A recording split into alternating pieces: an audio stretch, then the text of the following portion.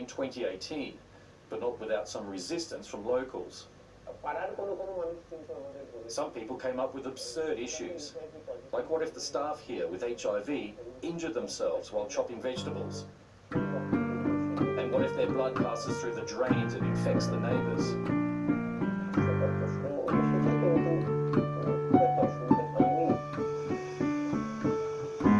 Despite the challenges, the cafe is breaking many misconceptions about the disease.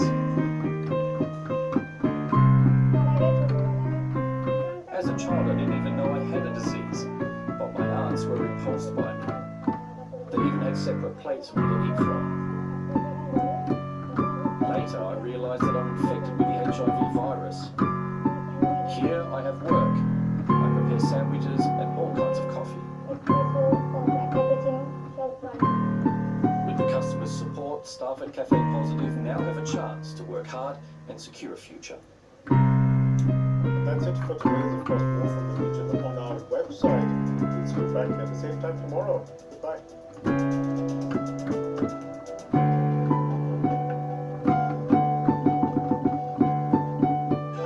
Every journey begins with the first step, and every language with the first word. Nico is in Germany to learn German. Why not learn with him? It's simple, online, on your mobile, and free. DW's e-learning course, Nico's Weg, German, made easy. We're all set to go beyond the obvious.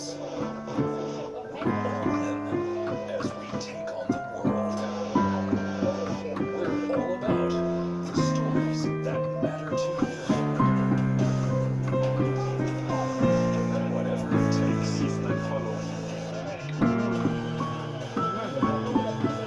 DW, made for minds.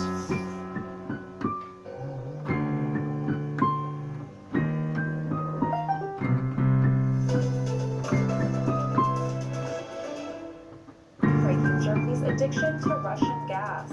Germany inks a deal to buy natural gas from Qatar and fast tracks to import terminals. Could this threaten the transition to renewables? We'll have analysis. Also coming up, the war in Ukraine is driving inflation to new records around the world. Is stagflation next? Plus, an economist. And the deadly knock-on effects of war. Surging food prices are making food staples unaffordable in Africa. I'm Chelsea Delaney. Welcome to the show.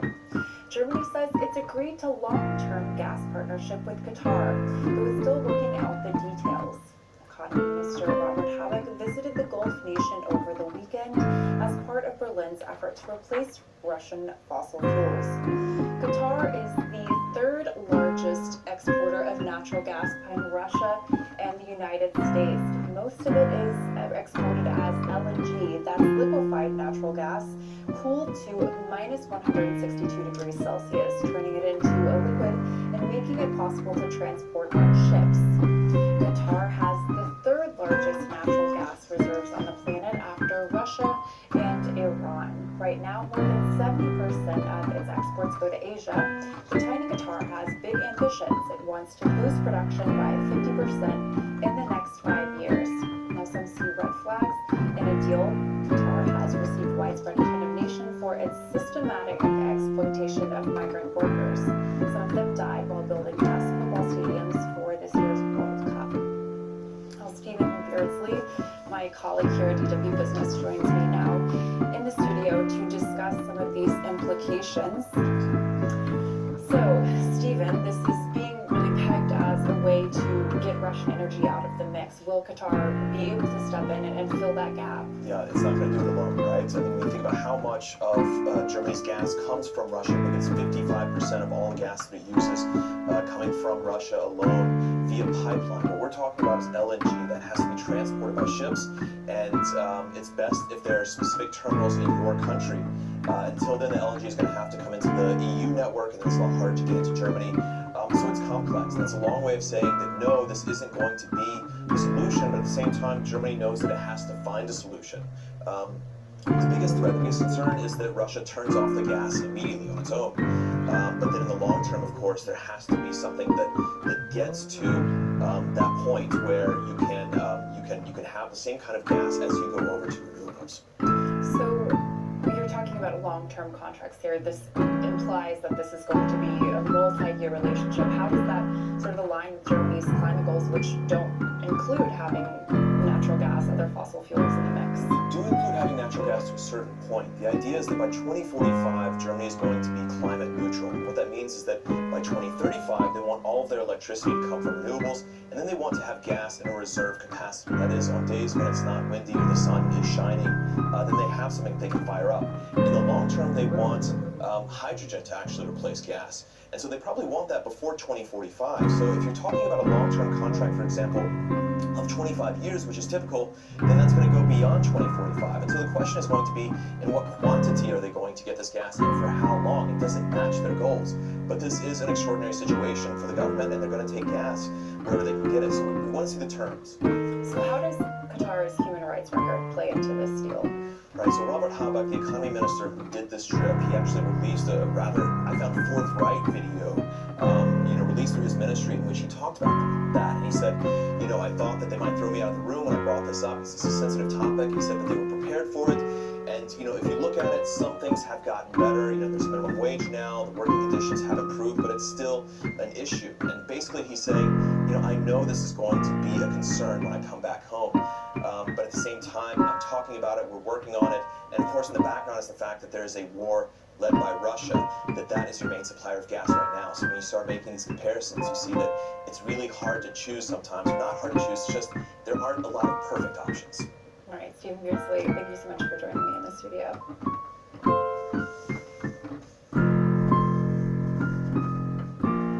Now, even before the war, inflation was rising at the fastest rate in decades for many countries. That's also been the case here in Germany. New data out Monday showed producer prices surged by a record 26% in February. Energy costs have exploded since the data was gathered last month, setting the stage for even higher inflation going forward, or worse, stagflation. After Russia invaded Ukraine, the price of oil and gas shot up to levels not seen in years. And that's been driving up costs for businesses and consumers worldwide. Like in transport, fuel is a major expense for freight companies. If they have to pay significantly more to fill their tanks, then they have to pass the costs on to their customers. This German logistics company says this will raise prices across the board. That's true for everything, from yogurt to cars. In an economy based on the division of labor, everything we can imagine has to be transported. Ultimately, end consumers bear the additional costs that arise. And those consumers are already seeing high prices at the fuel pump. They're so high that some governments are now looking to cut taxes on fuel or provide other forms of relief. And it's not just gasoline and diesel that have become extremely expensive. Food prices are also rising sharply. Wheat in particular. It now costs up to 50% more than before the war began. And that also makes staple foods like bread less affordable. The European Central Bank is predicting prices in the Eurozone will go up by 5.1% this year. It's revised its forecast upwards. This comes with economic growth weakening, especially in Europe. A forecast by economic analysts predicts a drop in economic output of 3.2% for the EU, compared to a scenario without war. Other regions are not as badly affected, but even so, overall, global GDP is set to drop by 1.1%. Declining growth combined with rising prices, that's what economists call stagflation. Some predict the worst global economic slump in decades, like the oil embargo in 1973, which nearly paralyzed the world economy and led countries to scramble to diversify their energy supplies. Now, for more on this, let's bring in Clemens Voice from the IFO Institute in Munich. Clemens, we've seen, stagflation really come up as this eternal boogeyman. It's talked about all the time as one of the worst things that can happen to an economy. Why is that such a big fear? It's a big fear because there isn't much governments can do about stagflation. In a normal economic crisis, demand declines, inflation is low, so the government can cut taxes and stabilize demand, or the central banks can print more money, and and stabilize demand, but with stagflation it's very difficult. Inflation is high, so the central banks can't do much, but they rather need to tighten, but that makes the prices worse. So it really means living standards are going down. Are we seeing that right now in Europe? I think so, yes, we are seeing it in Europe. In the US, we have inflation which is more of the boom type, so strong demand driving up prices. In Europe, we have inflation of the stagflationary, of the bad type. We don't have a strong demand boom, we have stable demand, but then energy prices, food prices are rising, and that's clearly a stagflationary shock. So this morning we saw new data out on German producer prices up a record 26%. Inflation for consumers so far is running quite a bit below that at about 5%. Is this inflation about to get much harder for consumers? It is, yes. Energy prices are rising, food prices are rising, so consumers see their real incomes going down, and it's not that domestic companies can compensate for this by paying higher wages, because domestic companies aren't producing oil and they aren't producing much food either. So consumers will definitely, and employees will take a hit in their real incomes. So some of the price increases we've seen for things like natural gas or wheat as a result of the war in Ukraine are pretty staggering, really eye-popping figures. Do you see a risk of inflation becoming out of control? Well, I wouldn't say it's becoming out of control. It's simply driven by these price increases, and there isn't much the central bank can do about it. At the same time, we see, for instance, the oil price at the moment at least stabilizing, so it's not clear where it's going, but it will really depend on the oil price. It would be out of control if wages were now massively increasing and we would get into a wage inflation spiral, but that doesn't seem to be happening, so I wouldn't say it's completely out of control. Clemens Fuß from the Eco Institute in Munich, thank you so much. Thank you. Now, Ukraine and Russia have been called Europe's breadbasket due to their role as major suppliers of grain. The war has cut off these supplies and sent prices for the staples surging. Our next report takes us to Nairobi, where bread costs have doubled, a price few can afford. Chapati. John Muchoka makes this wheat pita bread every morning in the Nairobi slum of Kangemi. It's a typical breakfast here, but the bakery was recently forced to double its prices. That's why our customers are disappearing. Business is bad. We're not earning enough money. His boss runs the bakery with 4 employees. Prices for flour and sunflower oil were already going up. But now he says it's much worse due to Russia's war against Ukraine.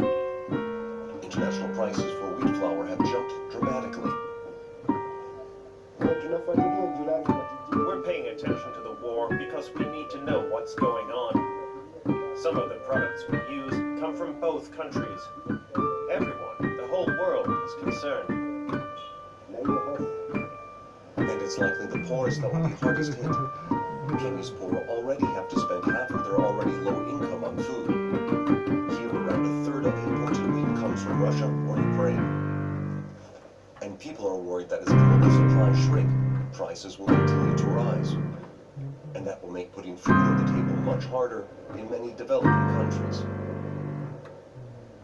The food price goes up, then that kind of contributes to inflation. And then, of course, ultimately you expect that there's going to be some effect on the general economic activities because people are trying to cut back or you don't have enough purchasing power. Complicating matters here is a drought that is causing many to go hungry. Millions already depend on assistance. If food starts to get scarce or becomes too expensive, it could lead to a catastrophe throughout the region. 276 million people in the world who are in hunger crisis as we speak. And this is before the current crisis, before the war in Ukraine. Yes, anything to help making sure food commodities, essential basic food commodities, reach millions of people around the it can't be too expensive. In Nairobi, the price of wheat and oil has eaten into the baker's profit margin. If prices keep rising, it could soon put them out of business. Thanks for watching.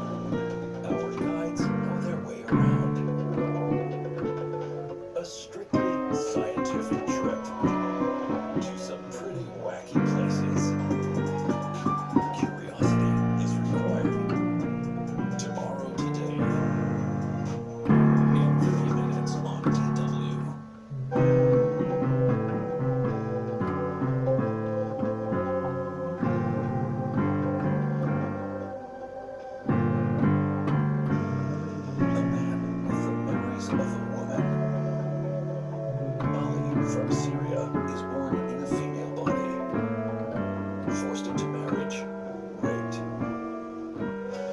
Far from home, Ali can finally become the person he's always wanted to be.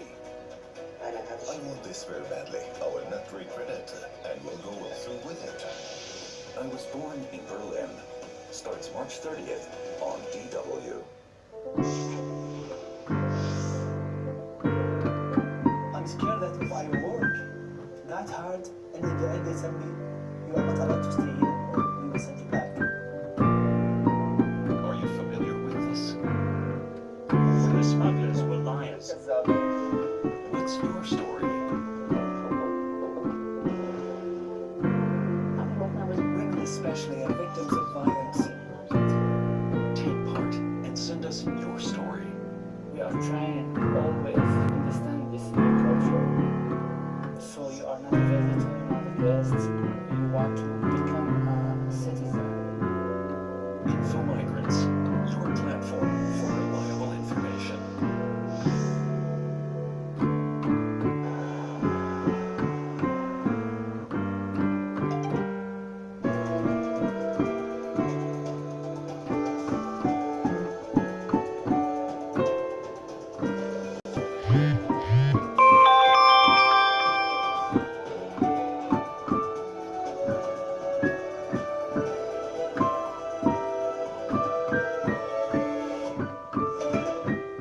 This is UW News live from Berlin. A massive explosion rocks Kyiv. A shopping mall is flattened by Russian bombs. Emergency crews still searching for survivors in the rubble. And the besieged port city of Mariupol rejects a Russian ultimatum to surrender. Also coming up, Germany's vice chancellor travels to the Gulf in search of new energy sources as Berlin scrambles to diversify after years of relying on Russian imports. And a China Eastern Airlines plane with 132 people on board crashes into a mountain in the south of the country. Air traffic control says it plummeted suddenly from 8,000 meters.